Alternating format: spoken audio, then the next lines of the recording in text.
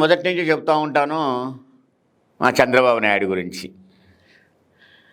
ఆయన ఏది చెప్పాలనుకున్నాడో అది ఎంత చెత్త విషయమైనా చెప్తాడు.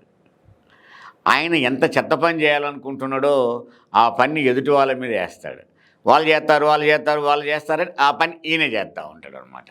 ఆయన ఇవాళ అంటే నేను అనుకోవడం సరే, ఆయన పెద్ద వయసు వచ్చింది కాబట్టి ఆ వయసులో మాట్లాడుతున్నాడేమో అనిపిస్తుంది. ఒక్కోసారి జాలి కూడా అనిపిస్తుంది. కానీ ఆయన మాటలు మరి ఎవరికైనా గుచ్చుకుంటాయి కదా. ఆయన మాటలు ఇంకొక మాటలు మనం విందాం. అప్పుడప్పుడు ఆయన మాట్లాడుతున్న మాటలు మనం వినాలి, ప్రజలకు కూడా అర్థం కావాలి.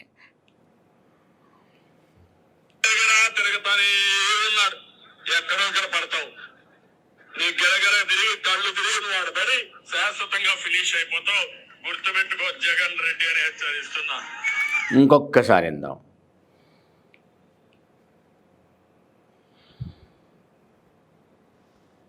తిరుగుతానే ఉన్నాడు, ఎక్కడో పడతావు. నీ గెలగల తిరిగి కళ్ళు తిరిగి వాడు పడి శాశ్వతంగా ఫినిష్ అయిపోతావు, గుర్తుపెట్టుకో జగన్ రెడ్డి అని హెచ్చరిస్తున్నా. ఏమన్నా ఒక ఎక్స్పీరియన్స్ ఉన్న రాజకీయ నాయకుడు మాట్లాడాల్సిన మాటలా? రాజకీయ నాయకులు గిరగిర తిరిగి పిల్లల దగ్గరికి పోకుండా కూర్చొని ముచ్చట పెట్టుకుంటూ కూర్చుంటారా? నువ్వు కూడా ఓడిపోయినప్పుడు గిరగిరా తిరిగి వచ్చావు కదా. మరి ఆ గిరగిరా తిరగటం అనే పదాన్ని పక్కకు పెట్టండి. గిరగిరా తిరిగట ఎక్కడో తిరిగి కళ్ళు తిరిగి కింద పడిపోతాడట. కింద పడిపోయి ఫినిష్ అవుతాడట. శాశ్వతంగా ఫినిష్ అయిపోతాడట. జగన్మోహన్ రెడ్డి అని పేరు పెట్టి చెప్తున్నాడు ఆయన, శాశ్వతంగా ఫినిష్ అయిపోతామని.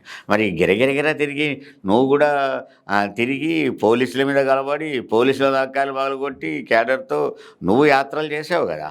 మరి ఆ యాత్రలప్పుడు గిరగిర తిరిగి నువ్వేం పడలేదా కింద? అంటే కింద పడిపోవడం, శాశ్వతంగా పోవటం అనేది నీ చేతిలో ఉందా, నా చేతిలో ఉందా, జగన్మోహన్ రెడ్డి గారి చేతిలో ఉందా? ఎవరైనా చావుకు అతీతులు కాదు కదా. ఒకసారి ఏదో చావు తప్పి కన్నులొట్టబోయిన అంటారు చూడు. నువ్వు కూడా తిరుపతిలో తిరుమల మెట్ట దగ్గరే నువ్వు కూడా పడిపోయావు కదా బాంబ్ బ్లాస్ట్తో.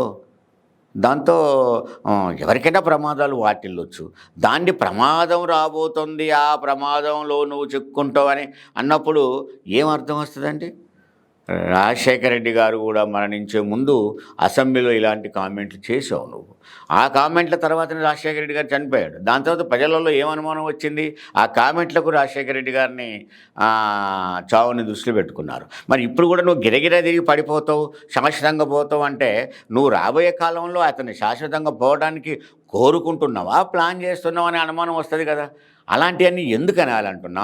ఒక సీనియర్ లీడరు, ఒక రాజకీయ నాయకుడు, ఒక ముఖ్యమంత్రిగా పనిచేస్తున్న వ్యక్తి, 4 సార్లు ముఖ్యమంత్రి అయిన వ్యక్తి ఈ పదాలు వాడాలా? అది అవసరమా? చావుకి ఎవరైనా అవతీతులా? రేపే నీకు రావచ్చు, నాకు రావచ్చు, జగన్కి రావచ్చు, మరొకరు రావచ్చు. చావు ఎవరికైనా రావచ్చు. శాశ్వతంగా ఫినిష్ అయిపోతావు అంటే శాశ్వతంగా నువ్వు ఫినిష్ కావా? శాశ్వతంగా నిలబడి ఉంటావా? నువ్వు శాశ్వత ముఖ్యమంత్రివా? శాశ్వతంగా నీకు మరణమే లేదా? ఎన్ని తప్పుడు పదాలు వాడొద్దు. మనం జాగ్రత్తగా మాట్లాడుకోవాలి. రాజకీయాల్లో విమర్శించు, నువ్వు ఎన్నైనా విమర్శించు. నువ్వు గిరగిర తిరుగుతున్నావు, తిరిగి నన్ను ఏం చేయలేవు అను, నువ్వు అట్లాంటి పదాలు అను. కానీ ఈ పదాలు మంచిది కాదు. శాశ్వతంగా పోతావు, శాశ్వతంగా కలిసిపోతావు, ఇవన్నీ తప్పుడు పదాలు. అవి మంచిది కాదు. ఇప్పటికైనా చంద్రబాబు నాయుడు అవి మార్చుకోవడం మంచిది.